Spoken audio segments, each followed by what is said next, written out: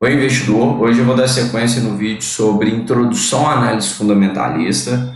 Nós estávamos usando o site Fundamentos para poder fazer a análise dos dados contábeis de uma empresa para tomar a decisão se ela é uma empresa interessante para a gente comprar para a nossa carteira de ações ou se é uma empresa que não está apresentando bons resultados. Então é para isso que serve a análise fundamentalista e é isso aqui que eu vou mostrar para vocês. Quais que são os principais pontos para poder fazer essa boa escolha. Se você não viu o primeiro vídeo, eu sugiro que assista, porque nele eu já apresentei aqui esse primeiro quadrante aqui dos indicadores de análise fundamentalista, é o preço sobre o lucro, preço sobre o valor patrimonial, lucro por ação, valor patrimonial. Apresentei aqui também essa área e os dados do balanço patrimonial. A minha sugestão é que você assista esse primeiro vídeo. Hoje eu vou dar sequência, eu vou falar sobre o preço sobre o EBIT, que é o preço da ação dividido pelo lucro e lucro antes dos juros e impostos, que é o EBIT, né? Ele é uma aproximação bem interessante do lucro operacional da empresa. Quanto mais baixo for esse indicador, significa que mais descontado a empresa vai estar.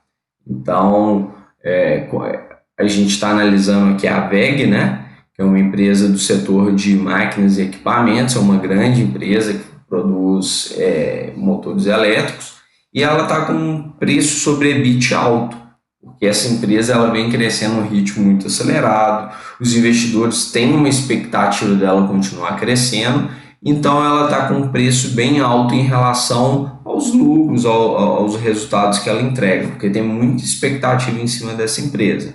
Se a gente for analisar outras empresas, vai ver que tem um preço sobre EBIT menor do que esse e que mostra que a empresa está mais descontada. Por exemplo, se a gente fosse olhar a Vale, o preço sobre EBIT da Vale está de 4,88. Então isso pode ser um indicador que a Vale está com preço descontado. Se a gente for olhar o Pão de Açúcar, o preço sobre EBIT está 3,81. Se a gente olhar a WEG, o preço sobre EBIT está 59,21. Bom, mas como que a gente faz para saber se a empresa está descontada ou não? A melhor forma de você analisar empresas é comparando ações empresas do mesmo setor. Então, se eu estou comparando empresa do setor de mineração, eu vou olhar o preço sobre EBIT de todas as empresas do setor de mineração. Mesma coisa no setor de energia elétrica, o setor de varejo. Então, a melhor forma de comparar é você tomando como base as empresas que são do mesmo setor, certo? Então, se a gente for olhar as ações do setor da WEG, a gente vai clicar aqui em máquinas e equipamentos e vai ver se as empresas estão com o mesmo preço sobre EBIT, se está todas com preço sobre EBIT alto, ou então se só a WEG está esticado. Então, essa é a melhor forma de você comparar. Agora vamos olhar um dos indicadores que eu considero um dos principais para quem faz investimentos visando longo prazo, que é o Dividend Yield. O que é o Dividend Yield? Ele vai mostrar para o investidor o dividendo pago por ação dividido pelo preço da ação. Então ele vai pegar todo o dividendo que foi pago nos últimos 12 meses e vai dividir pelo preço que a ação está sendo negociada. Aí o investidor vai saber quantos por cento que a empresa paga em relação a quanto que ela vale no mercado. Então é isso que é o Dividend Yield. A melhor forma também de você ver qual que é o Dividend Yield que a empresa está pagando é avaliar com os pares dos setores, para ver se as empresas similares no mesmo setor estão pagando Dividend Yield baixo ou então não. As empresas são boas pagadoras de dividendos.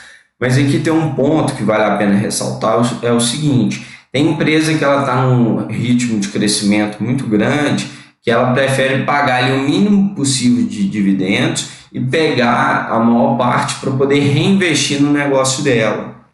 Então, essas empresas que estão em expansão, que estão em crescimento, às vezes é mais interessante deixar que a empresa pague poucos dividendos e que ela pegue esse dividendo que ela pagaria para a gente e ela use para crescer ainda mais.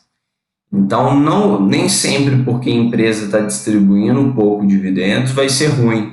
Às vezes ela está nesse ritmo de expansão, nesse ritmo de crescimento, ao invés de ela pegar dinheiro emprestado com o banco ou emitir uma debênture para poder pegar dinheiro para fazer algum investimento, ela prega o próprio lucro dela e reinveste para ela conseguir continuar crescendo, o que, se de fato se concretizar, vai refletir no próprio preço da ação. Ela vai ter uma receita maior, ela vai ter um lucro maior, por consequência, os investidores vão ver mais valor nessa ação, vão acabar querendo pagar um pouco mais do que ela valeria ali na prática, vai ter aquela expectativa em cima do preço da ação também.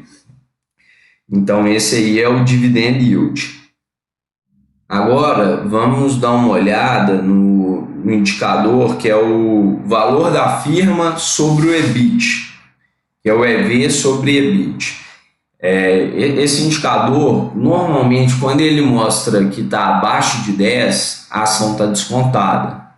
Então, mais uma vez, no caso de WEG é uma empresa que não está com preço descontado, muito por conta daquilo que eu já falei outras vezes. Ela tem muita expectativa em cima dela. Agora, vamos buscar aqui outras empresas. A Vale está com 5,44. Vamos ver a Taesa, com empresa de transmissão de energia elétrica, uma empresa que tem excelentes fundamentos contábeis. A Taesa está com preço interessante. A empresa geralmente está com o EV/EBIT sobre abaixo de 10, a empresa está com preço descontado. Então pode ser o caso dela, beleza? Vale a pena, mais uma vez, olhar os pares do setor para ver qual empresa que está mais descontada. Agora vamos dar uma olhada aqui na margem EBIT. O que é a margem EBIT? Ela vai medir a lucratividade da empresa. A empresa ela precisa de uma margem boa para ela poder dar resultado. Então ela vai ter a receita ali, vai ter as deduções dela, né? E vai mostrar quanto que sobra, porcentagem que sobra para cada R$1 de venda que sobrou após o pagamento dos custos dos produtos, dos serviços, enfim, vai mostrar quanto que sobra ali percentualmente para cada R$1 da venda. Então, no caso da WEG, está sobrando ali a margem EBIT de 17%. E aqui a gente tem a margem líquida, que também é super importante. Ela mostra quanto sobra da receita líquida. Então, uma margem líquida interessante é acima ali de 10%, já é legal. Porque se a empresa ela tem uma margem líquida muito apertada, ela está com uma margem líquida ali de 3%, 2%. Isso aí para a empresa ter prejuízo é muito pouco. Então, quanto maior a margem líquida ali, mais interessante. A WEG está com a margem líquida de 12%, como eu disse, acima de 10% já é interessante. E a gente tem que levar isso em consideração na hora de for analisar as empresas que a gente for incluir na nossa carteira. O ROIC, ele mede o capital investido na empresa, mensura o retorno sobre o estoque e capacidade de produção. Se a gente tem um ROIC que é baixo, pode ser que eu tenha uma estrutura grande que me gera pouco retorno. Então, o ROIC nada mais é do que aquele retorno sobre os ativos da empresa. Ele vai ser calculado dividindo o EBIT pelos ativos, fornecedores e caixas. Então ele vai mostrar quanto que a empresa consegue gerar de capital sobre o montante aplicado nela. Ele mostra ali na prática quanto que a empresa consegue dar de retorno em cima da capacidade dela de produção. Então, como eu disse, a empresa tem uma estrutura muito grande e ela não está utilizando toda essa estrutura, seja uma estrutura grande de terreno, de lote, de ativos, mas no final das contas ela está dando um retorno baixo, o ROIC vai ser baixo. Agora, se a empresa tem uma estrutura razoável e consegue fazer um retorno interessante, o ROIC da empresa tende a ser grande, significa que ela está conseguindo entregar um retorno sobre o capital interessante ali para o investidor. O ROI ele já vai ser o retorno sobre o patrimônio líquido. Vai pegar ali o lucro líquido, vai dividir pelo patrimônio líquido e isso vai ser o ROI. Então ele vai mensurar nada mais do que o retorno que a empresa dá em relação ao patrimônio líquido. E o patrimônio líquido é o que realmente a empresa vale. Então um ponto que eu sempre gosto de falar com os investidores, que o ROI é um indicador legal para a gente ver ali qual que é o retorno que a empresa está dando sobre o próprio patrimônio líquido dela, só que tem um ponto negativo do ROI. Se a empresa começa a se endividar, o ROI naturalmente ele aumenta. Então tem que ver muito se o ROI está aumentando porque a empresa está conseguindo ter um retorno legal sobre o patrimônio líquido, ou então é porque a empresa se endividou. Então tem que acompanhar isso, ver a questão se a dívida da empresa está crescendo ou não. A empresa realmente está conseguindo gerar um retorno melhor para o acionista sobre o próprio patrimônio líquido. Beleza? Vamos aqui agora para a liquidez corrente. O que é liquidez corrente? Vai pegar todo o ativo circulante e vai dividir pelo passivo circulante. O que seria? O que esse indicador mostra? Ele vai mostrar qual é a capacidade da empresa pagar as dívidas dela no curto prazo. E o que é curto prazo? São as dívidas de até 1 ano ou menores de 1 ano. Uma liquidez corrente interessante, ela vai ser sempre acima de 1. Vai pegar o ativo circulante da empresa, que é tudo que ela tem disponível ali, como caixa da empresa, estoque, e vai dividir pelas dívidas de curto prazo. Aquelas dívidas com fornecedores, tudo que tem de dívida ali abaixo de 1 ano, entra em dívida de curto prazo, em passivo de curto prazo. Então, eu peguei ativo de curto prazo, dividi sobre o passivo de curto prazo. Se esse número for acima de 1, é saudável. Significa que a empresa ela tem capacidade de pagamento no curto prazo, certo? E tem outro indicador que é importante a gente olhar, que é a dívida bruta total sobre o patrimônio líquido da empresa. Então, vai pegar tudo que a empresa tem de dívida e vai dividir sobre o patrimônio líquido dela. O interessante, mais uma vez, é a gente comparar os pares do setor. Para ver, por exemplo, tem setor que ele trabalha alavancado.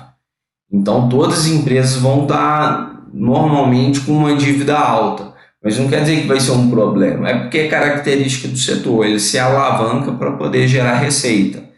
Então, mais uma vez, é melhor a gente olhar os pares do setor. E como eu já havia dito no primeiro vídeo, interessante a gente ver os conjuntos dos setores. A gente não vai avaliar um único indicador, a gente não vai avaliar só o dividend yield, a gente não vai avaliar só o preço sobre o lucro, nem só a liquidez corrente. A gente vai avaliar o conjunto de indicadores fundamentalistas. Se a empresa ela tem esse conjunto positivo, é um excelente sinal. Significa que a gente está no caminho certo.